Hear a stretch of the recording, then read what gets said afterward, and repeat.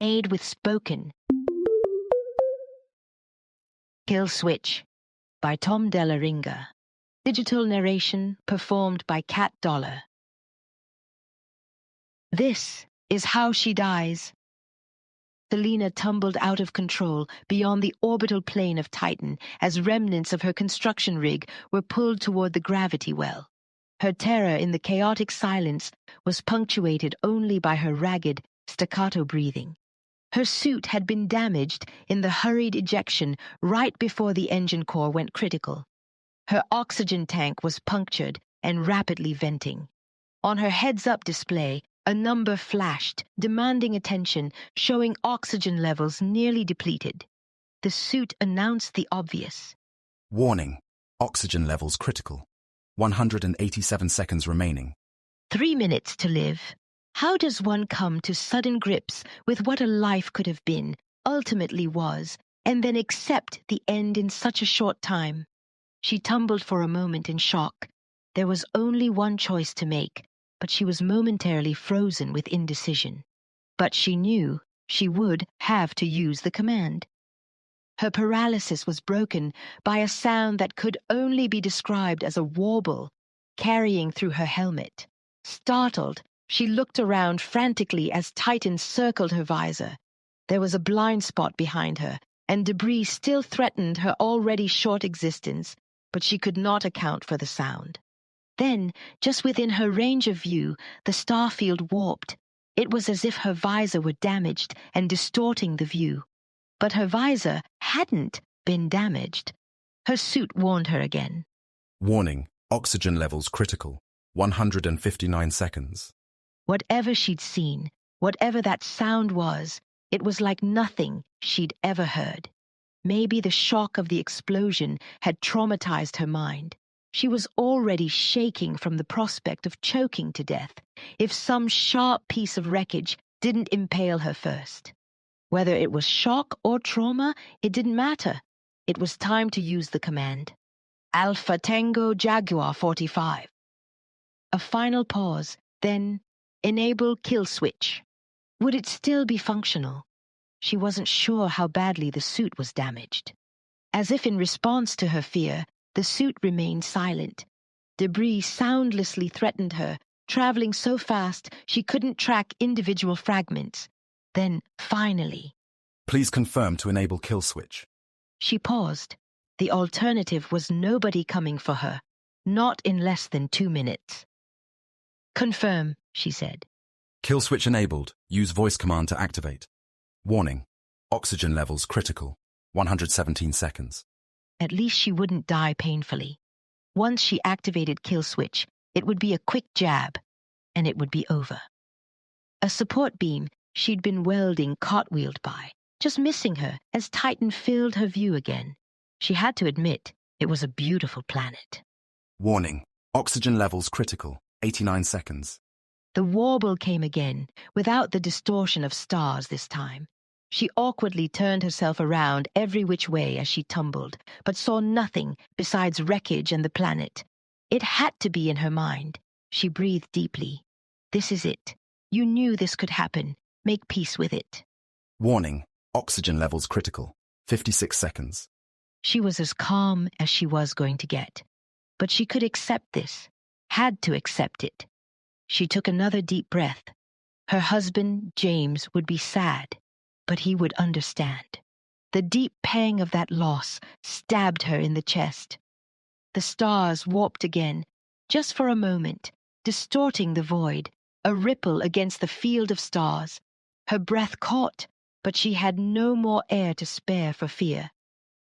It's only a trick of the stars, Selena whispered, trying to force her thoughts to solid ground. It's your brain trying to provide false hope. She shook her head. I won't go there. Her time was up, and she'd accepted that.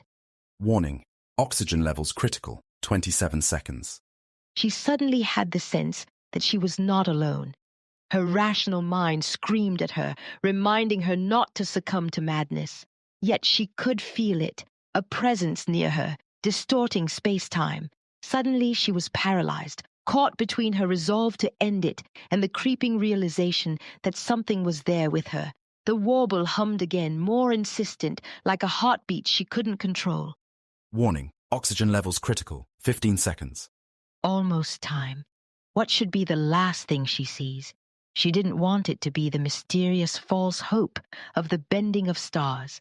Her eyes shifted again to Titan, brighter than anything else in her field of vision. She couldn't ensure she could hold it in her gaze, tumbling the way she was, but she tried to focus on its grandeur. Warning, oxygen levels critical, 10 seconds. It's time. The warble came again. She'd never know what it was, didn't want to know. She closed her eyes and readied herself for the end, voicing the first word of the activation command when there was a sudden sharp knock on her visor. Startled, she opened her eyes and was confronted with the distortion of stars. Before she could finish the command, something pressed against her visor, like a slow creeping pressure from the void. Then the visor hissed. Something opened it with ease. Her hand scrambled to close it despite her imminent death. The hindbrain wanted to live. She was trained to avoid exposure to the vacuum of space at all costs, and yet here it was. The air thinned. But then something cold, wet, almost living, slipped across her face. "No!" Selena choked.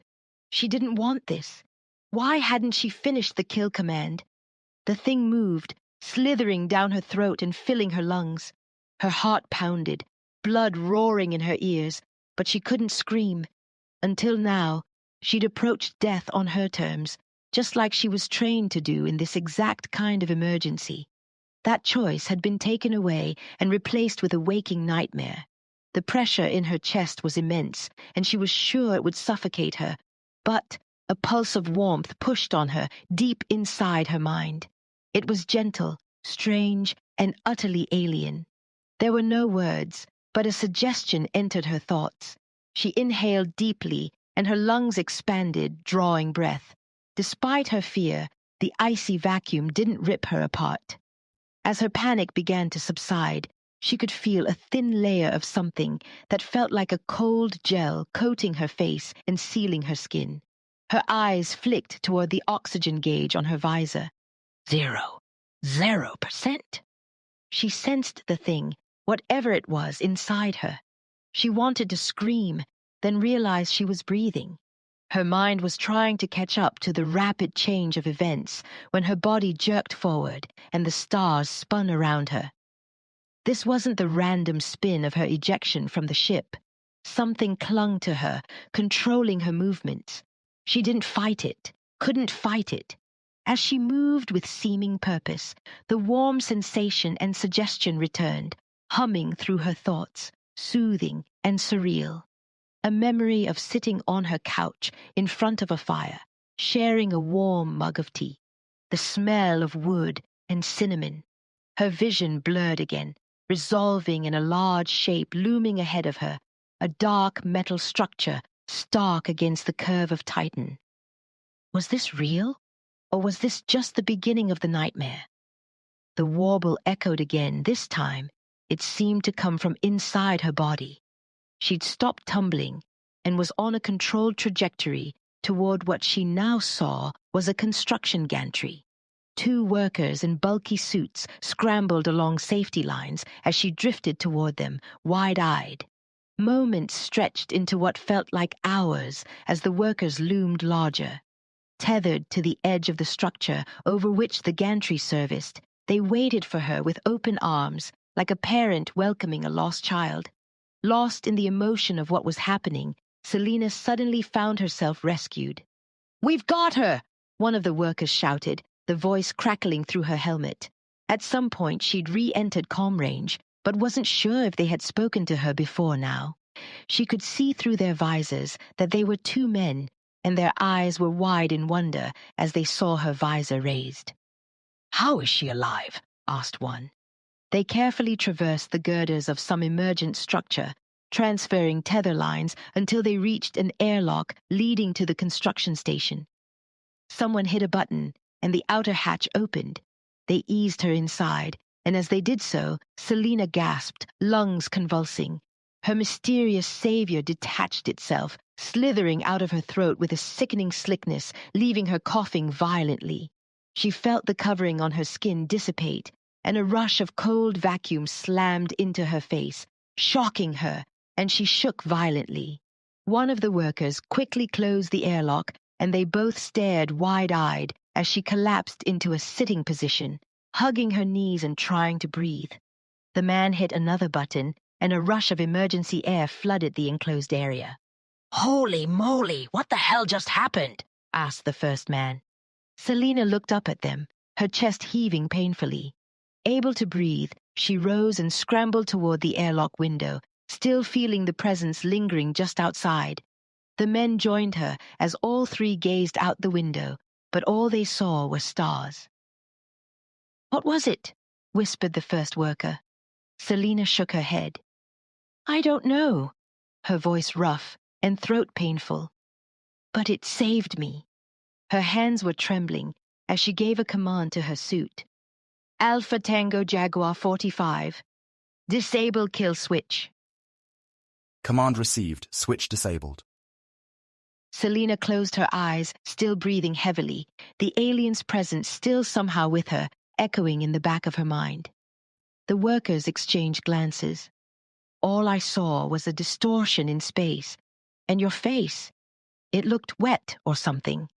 She nodded at the memory of it, unable to speak. They continued to peer out the airlock window, the vast star field quiet and empty. Whatever had been there was long gone, leaving only the impact of its impossible presence.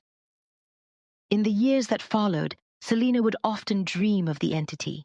The dreams were never frightening, but calming, as if the strange being somehow remained with her and watched over her from the cold void. Any fear she might have harbored of a return to space disappeared with those reassuring dreams. Often, she would catch herself during her work, pausing when she thought she might have seen a ripple or distortion, but it was always wishful thinking, hoping for another glimpse, a chance to whisper a soft thank you.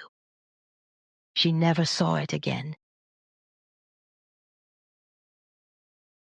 The end. We hope you've enjoyed this production of Kill Switch by Dell'Aringa, made with spoken